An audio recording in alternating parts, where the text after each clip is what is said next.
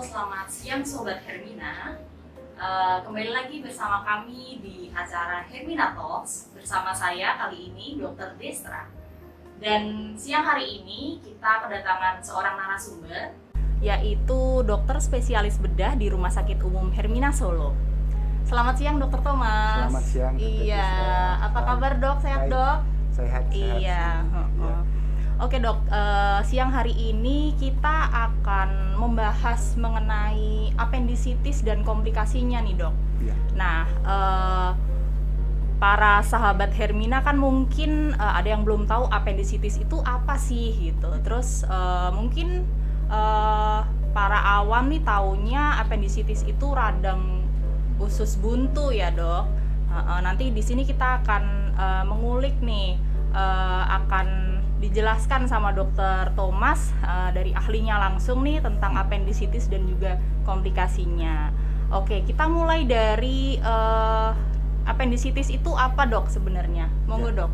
Oke. Ya, selamat siang sahabat Hermina sekalian. Semoga kita semua sehat selalu di rumah. Juga mudah-mudahan yang menjalankan ibadah puasa juga lancar ya. Baik, apendisitis ya, radang usus buntu ya, memang itu ya, sering ya dokter Desra di instalasi gawat darurat juga sering menemukan. Tapi sebelum kita bahas penyakitnya, kita ini dulu tahu dulu usus buntu itu apa gitu. Kok ada sih namanya usus kok buntu gitu ya. Iya, dok. Nah, usus buntu itu dia organ kecil, dia organ berongga kecil. Ukurannya itu dia ya panjangnya 5 sampai 10 cm. Dia bentuknya seperti sedotan lah. Itu dia seperti sedotan, diameternya kurang dari setengah senti. Nah, itu dia itu ujungnya memang buntu, terus ujung satunya lagi dia merupakan bagian dari usus besar. Gitu. Memang usus buntu itu kecil. Nah, dia fungsinya juga waktu kita masih bayi, masih anak-anak, itu ada fungsinya itu sebagai ini ya, dia membantu daya tahan tubuh ya. Daya tahan tubuh. Sebagai imun juga. Gitu. Tapi semakin kita dewasa itu sudah nggak ada fungsinya lagi. Gitu dok.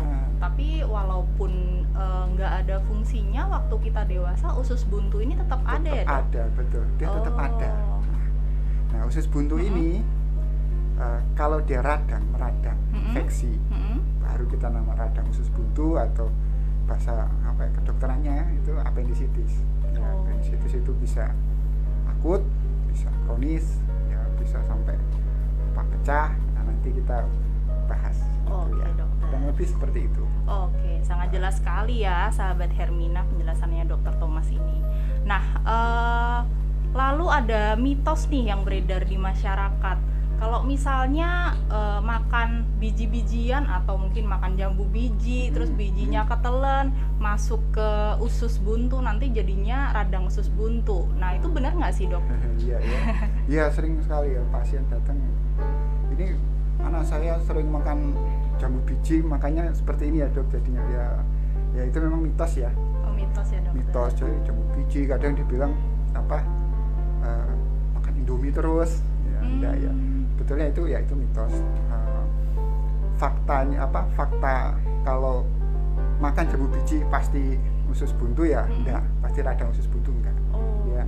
Tapi memang hubungannya, beberapa penelitian terakhir hubungannya itu dengan makanan yang tinggi serat. Ya mungkin kalau dihubungkan biji itu bukan makanan yang tinggi serat, Indomie itu bukan makanan, nyebut merek ya, maaf. Mie instan itu rendah serat ya, bisa saja, tapi enggak patokannya. Banyak yang makan jambu biji, makan mie instan segala macam ya enggak kena radang usus buntu kan ya. Gitu. Jadi bisa dibilang mitos ya. Mitos ya dokter. Jadi itu mitos ya teman-teman sahabat Hermina. Jadi makanan yang tinggi serat atau rendah serat itu memiliki peran ya dok di situ ya dok. Ya. Tapi nggak menjadi patokan. bahwa kita kalau misalnya makan tinggi serat terus nanti nggak kena usus buntu gitu ya dok? Iya, ya itu faktor ini ya, faktor risikonya. Jadi faktor risiko. apa saya sudah makan buah tiap hari, sayur tiap hari ya bisa saja tetap terkena usus buntu. Gitu. Hanya paling baik adalah ya kita tetap makan itu supaya paling enggak mengurangi ya dok? Iya, gitu. Karena multifaktorial ya dokter? Iya, betul sekali. Oke. Lalu kita ngomongin gejala nih dok, gejala tanda. Nah, kita taunya pertama itu mengarah ke radang usus buntu atau appendicitis tuh gimana sih dok? Kita taunya tuh gimana? Ya, biasanya keluhan yang utama, yang pertama itu adalah nyeri di perut. Biasanya dia awalnya nyeri di daerah ulu hati, daerah sekitar pusar. Pusar itu ya memang nyerinya pas awal-awal itu enggak jelas ini nyeri apa mual apa kadang rasa enggak enak di ulu hati atau di sekitar pusar gitu. Kemudian dia akan lebih jelas lagi, nyerinya itu akan pindah ke kanan bawah. Itu kanan bawah, di perut kanan bawah. Kalau ini misalnya sahabat Hermina coba raba, ada tonjolan di tonjolan tulang di kanan bawah, tulang pinggul. Terus tarik garis ke pusat. Nah, kurang lebih sepertiganya ya, dari sepertiga dari tonjolan tulang itu ke pusat, kurang lebih daerahnya di daerah situ nyerinya. Nah, itu tanda khas pertama itu. Kemudian ada tanda-tanda lainnya, misalnya nafsu makannya juga menurun, kemudian kadang mual disertai muntah, kadang demam, tapi ya demam kadang bisa demam, dirasakan demam di suhu ya tinggi, kadang yang rasa greges di daerah seperti itu, kadang ada yang ngeluh diare, kadang yang malah BAB-nya sulit, ya seperti itu. Memang gejalanya itu banyak, gitu ya. Banyak. Kadang ada pasien, saya cuman sakit mual-mual pas ke rumah sakit, periksa, ternyata usus buntu kaget. Iya dokter. Itu memang butuh ini ya, butuh pemeriksaan ya, dan butuh dokter yang melihat. Oh iya, dokter. Nah, berarti intinya nih appendicitis atau radang usus buntu nih gejalanya banyak ya dok, bervariasi ya. Tapi yang paling khas itu tadi ya dok, yang tanda di sepertiga dari pusat ke bagian yang tonjolan tulang. Itu kita tarik garis sepertiganya. Nah di situ kalau misalnya nyeri apalagi nyeri sekali ya dok, itu sangat mengarah ke radang usus buntu gitu ya dokter. Mengarah, ya betul, mengarah dulu ya. Oke, berarti kalau udah kayak gitu kita harus waspada ya dok. Betul. Harus segera diperiksakan gitu ya. Oke. Belum tentu radang usus buntu, tapi kita pikirkan dulu itu, karena kalau sudah itu berhubungan dengan usus buntu, nanti itu tadi yang judulnya hari ini, komplikasinya itu yang iya. Kita mencegah komplikasi ya dok, sedini mungkin ya dok. Oke. Nah, selanjutnya nih, kapan kira-kira harus segera diperiksakan nih dok? Kan tadi ada gejala-gejala yang nggak khas sebenarnya, mungkin badannya greges atau cuman mual-mual aja nih kayak emah gitu. Itu kalau baru kayak gitu tuh perlu diperiksakan nggak sih dok? Atau harus nunggu itu tadi tuh nyeri di bagian sepertiga garisnya itu tadi dok? Ya, jadi memang konsekuensi radang usus buntu ini kalau sampai kita memang betul itu radang usus buntu, usus buntu itu akan dengan cepatnya bisa radang, kemudian bisa sampai perforasi ya, pecah usus buntunya. Nah itu, jadi memang yang paling penting adalah kita mendeteksi itu menangani atau melakukan tata laksana dan mengenali itu sedini mungkin. Lebih baik kita pikir jangan-jangan ini usus buntu, diperiksakan bukan, itu lebih syukurlah dibanding kita istilahnya terlambat ya. Iya, betul. Kapan ya, kalau kita merasakan ada keluhan di perut kanan bawah, yaitu tadi di perut kanan bawah, kemudian diawali dengan nyeri sekitar ulu hati, nyeri atau mual di ulu hati atau sekitar pusar, kemudian ya itu tandanya ada rasa tidak nyaman ya Pak,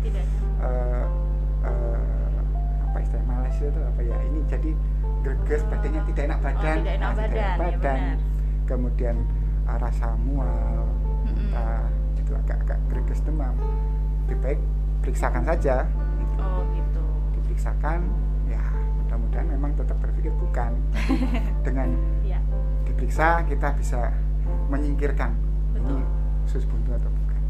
Oke dokter. Ya, jadi intinya kalau udah ada gejala apapun itu yang bikin badan kerasa nggak enak ya dok, apalagi udah muncul gejala-gejala yang khas kayak tadi, segera periksakan aja gitu. Kita nggak tahu itu mengarah atau enggak sebetulnya, tapi kan paling enggak kita mencegah sedari dini ya dok. Betul. Gitu. Mengenali lebih awal. Mengenali, mengenali dari dini ya dok. Nah, masyarakat nih kebanyakan mikirnya kalau misalnya kita menderita appendicitis nih dok, kebanyakan kan orang pasti dioperasi dok gitu. Nah sebetulnya semua kasus appendicitis ini harus dioperasi nggak sih dok, atau bisa dengan obat-obatan aja? Ya betul. Ya memang pada usus buntu ini harus operasi ya. Sebetulnya sebelum itu akan coba saya jelaskan ya. Jadi mengapa sih bisa terjadi radang usus buntu itu ya? Penyebab usus buntu yang utama itu adalah radang usus buntu yang utama itu adalah ada sumbatan. Ada sumbatan di tadi yang saya ceritakan di awal, ada organ kecil itu yang ujungnya buntu, kemudian dia tersumbat. Tersumbatnya bisa karena apa? Salah satunya ini kotoran feces itu yang keras. Ya mungkin hubungannya dengan tadi yang kita cerita, makan kurang serat itu bisa keras kemudian menyumbat usus buntu, sehingga karena menyumbat, usus buntu sendiri itu kan dia menghasilkan cairan sekret mukus lah, seperti mukus itu ya seperti lendir itu mukus. Nah karena tersumbat itu dan produksinya tetap ada, dia makin lama akan makin bengkak.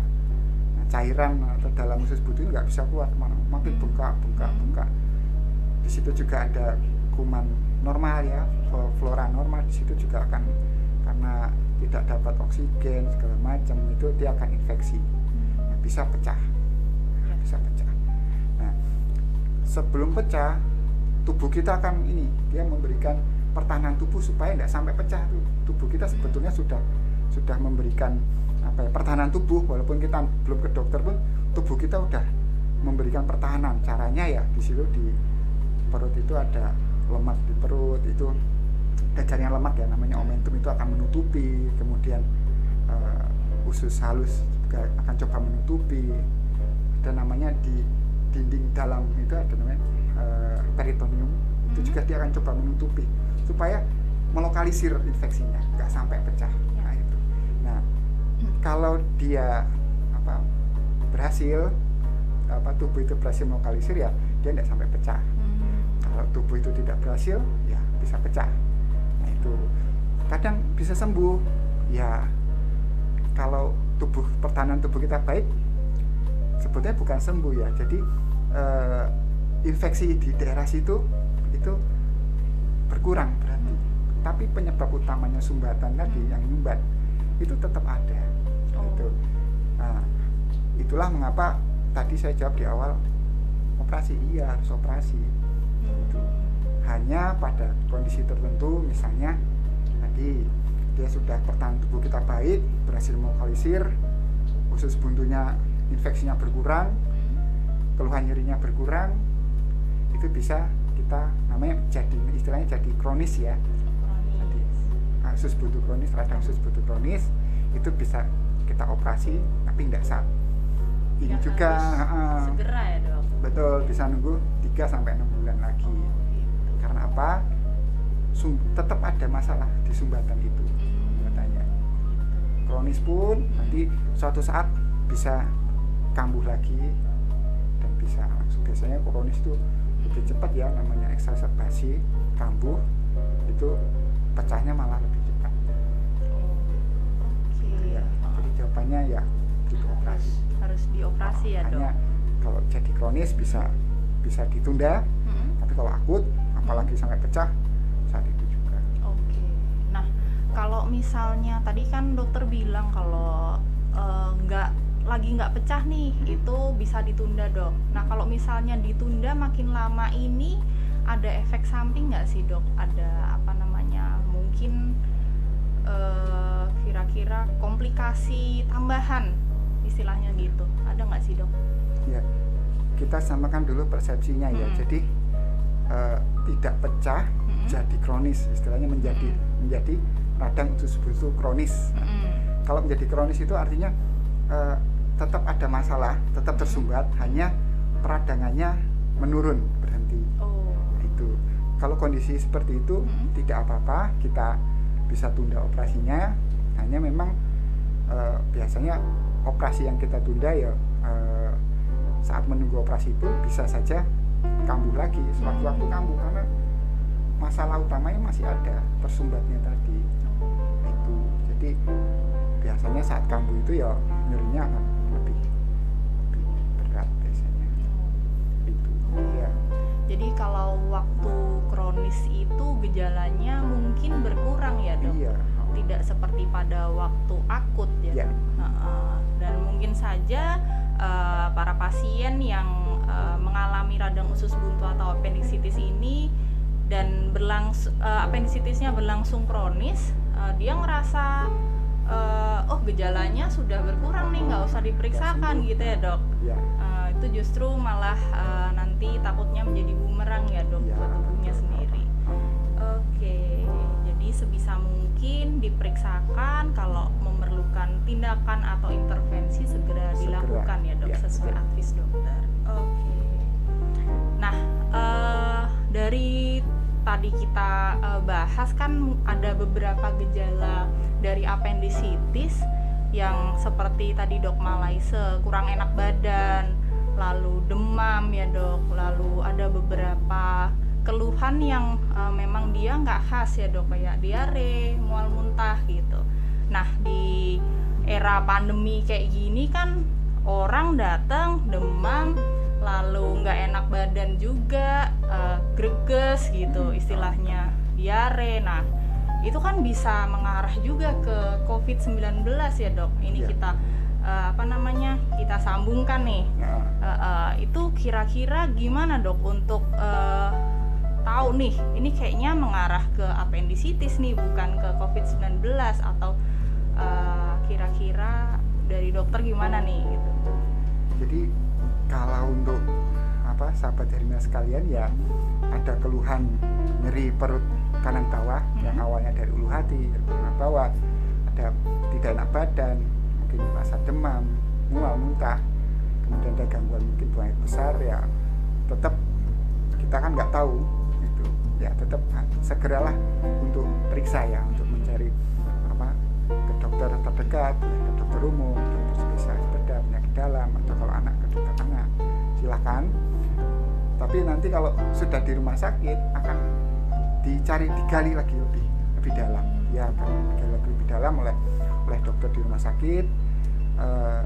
Biasanya kalau kita di poliklinik itu atau di IGD juga itu kita punya ini ya, tools, jadi punya scoring penilaian itu pakai Alvarado score ya, mungkin dokter Desra juga pakai itu. Nah itu, dan juga itu akan dengan penilaian itu akan lebih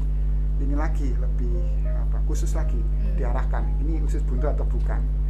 Setelah itu dilakukan pemeriksaan fisik, pemeriksaan laboratorium, juga kadang pemeriksaan penunjang, kita lakukan USG itu akan juga membantu kita untuk lebih mengerucutkan ini usus buntu atau bukan. Yaitu tadi, karena kalau sudah ini tegak usus buntu ya harus operasi. Jadi jangan sampai kita operasi yang bukan usus buntu, itu sangat dihindari seperti itu. Nah, kemudian USG, kadang-kadang ada dokter yang melakukan pemeriksaan appendikogram juga. Nanti dari semua itu dari apalagi skor, pemeriksaan fisik, laboratorium juga dilakukan, cek darah, USG, baru nanti kita kerucutkan, oh ya ini tegak radang usus buntu. Jadi ya walaupun di pandemi keluhannya COVID-19 kan keluhannya juga mirip-mirip, tetap kita lebih baik ya ini dulu aja, pikirkan yang periksa, pikirkan jangan-jangan ini usus buntu. Tetap doanya bukan. Doanya bukan. Doanya juga bukan COVID-19 ya dok. Ya. Soalnya kan mungkin para sahabat Hermina di rumah kadang kan sering mikir kayak, oh ini demam nih, jangan-jangan COVID gitu, padahal mungkin sebenarnya bukan, terus takut ke rumah sakit dan sebagainya gitu. Nah kita kan nggak tahu gejala-gejala itu bisa mengarah kemanapun, mengarah ke penyakit apapun. Jadi jangan takut untuk memeriksakan diri dan mendapat pengobatan segera. Betul, ya. Betul. Oke, lalu gini dok. Tadi kan dijelaskan apendisitis itu ada yang kronis, ada yang akut, dan keduanya juga harus memerlukan tindakan atau operasi, baik segera maupun bisa ditunda ya dok. Nah kalau misalnya kira-kira ditunda gitu, ditunda terus sudah terlanjur pecah nih dok, komplikasi terberat apa sih dok yang mungkin bisa terjadi pada seorang pasien apendisitis dok? Ya. Jadi saya awali dulu, jadi perjalanan penyakitnya radang usus buntu itu pertama setelah ada sumbatan tadi yang saya ceritakan di depan, itu dia akan radang bengkak, kemudian nanti bisa saja pecah. Nah, mungkin sebelum pecah dia akan jaringan sekitar sebagai tubuh akan menutupi usus buntu yang radang itu, supaya tidak pecah. Bisa juga terjadi nanti ada nanah, terkumpul nanah di sekitar usus buntunya. Bisa juga terjadi nanti ada istilahnya karena jaringan sekitar banyak nutupin, nanti ada istilahnya periappendicular mass, ya mungkin dokter Desa pernah dengar itu. Nah, atau bisa juga nanti menjadi kronik gitu ya. Nah pada perforasi, nah ini memang yang kita khawatirkan, usus buntu kenapa segera operasi hari ini juga atau besok operasi. Nah itu kita mencegah jangan sampai terjadi perforasi, karena kalau terjadi perforasi usus buntu pecah, artinya kontaminan, jadi isinya usus buntu itu kan ada tadi mungkin feses, mungkin ada cairan tadi, kuman, itu akan menyebar ke seluruh rongga perut kita. Nah, kemudian setelah menyebar, berikutnya kuman-kuman itu akan masuk ke aliran darah, jadi bakteriemia atau septicemia. Nah, nanti pasiennya akan masuk ke sepsis, yang paling berat ya bisa meninggal. Ya, bisa sampai meninggal ya dok, bisa separah itu ya dokter. Dari kalau perforasi itu komplikasinya bisa sampai meninggal.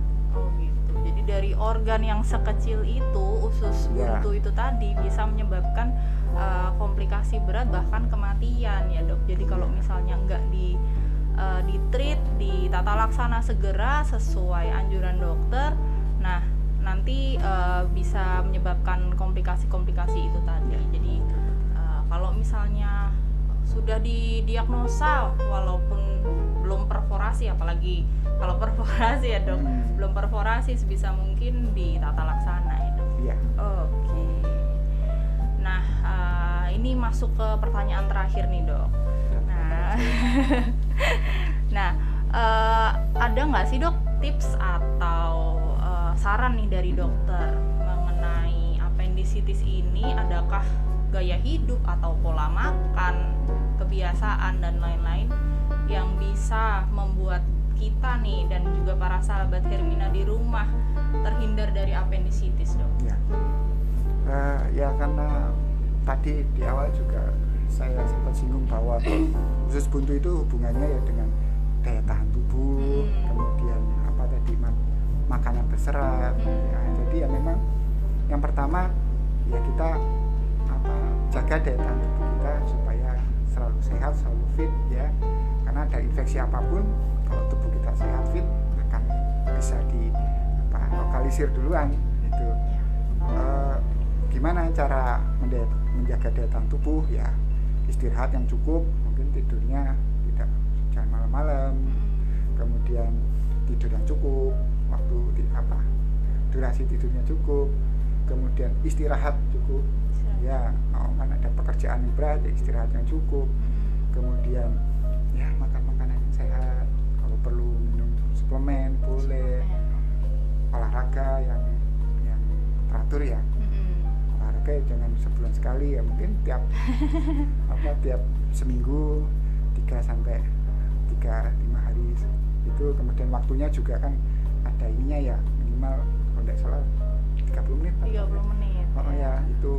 Kemudian tadi yang kedua itu daya tahan tubuh, yang kedua ya ini pola makan yang tinggi serat, cukup air ya, pokoknya makanan yang sehat itu. Dan yang paling penting juga kalau ada keluhan mengarah-arah tadi seperti yang kita bahas di depan, segera saja diperiksakan ya. Ke dokter, ke klinik, ke rumah sakit, itu tidak ada masalah, supaya ada yang bisa menapis, bisa menyingkirkan ini usus buntu atau bukan. Dan kalau memang itu arahnya ke usus buntu, bisa nanti mungkin dirujuk ke mungkin dokter spesialis bedah atau dokter spesialis bedah konsultan saluran cerna, untuk nanti akan dipastikan lagi ini memang usus buntu atau bukan. Jadi jangan takut aku kayak usus buntu nanti sampai rumah sakit dioperasi ya, enggak. Kalau memang itu usus buntu ya dilakukan tindakan, kalau bukan mungkin bisa diberi obat, pulang observasi seperti itu ya. Oke, itu siap. Terima kasih dokter, penjelasannya sangat jelas dan juga singkat padat jelas gitu ya. Jelas ya. Terus tadi dokter Thomas kan bilang ya kalau misalnya ada keluhan sekecil apapun langsung diperiksakan gitu. Nah kebetulan sekali nih kita di Rumah Sakit Hermina ini dok, ini kan sudah rumah sakit umum ya. Jadi kalau dulu orang mikir Rumah Sakit Hermina ibu dan anak gitu. Sekarang kan Rumah Sakit Hermina ini rumah sakit umum. Jadi semua pasien dengan berbagai gejala bisa diperiksakan ke sini gitu. Nah kita sudah membuka nih kalau misalnya dari sahabat Hermina ingin memeriksakan keluhannya di bagian rawat jalan. Nah kita ada nih pendaftaran melalui online, pendaftaran rawat jalan online ini yang memudahkan sahabat Hermina semua untuk mendaftar. Jadi bisa lewat call center kita di 1500488 atau bisa di mobile apps kita di Halo Hermina, itu bisa di-download melalui iOS dan Android, dan juga di website kami di www.herminahospitals.com. Atau kalau misalnya memang nggak mau datang atau mau konsultasi online dulu juga bisa. Kita menyediakan konsultasi online, bisa didaftarkan melalui 0821 3552 2454 begitu. Terima kasih buat Dokter Thomas, spesialis bedah yang sudah menemani kita pada siang hari ini ya dok. Ya, terima kasih sharing ilmunya dokter, sangat bermanfaat sekali bagi bagi kita semua dan juga sahabat Hermina semua. Nah sekian dulu Hermina Talks pada siang hari ini. Saya pamit undur diri, saya Dr. Desra dan juga Dr. Thomas Aribowo, spesialis bedah. Pamit undur diri, sampai jumpa di Hermina Talks selanjutnya.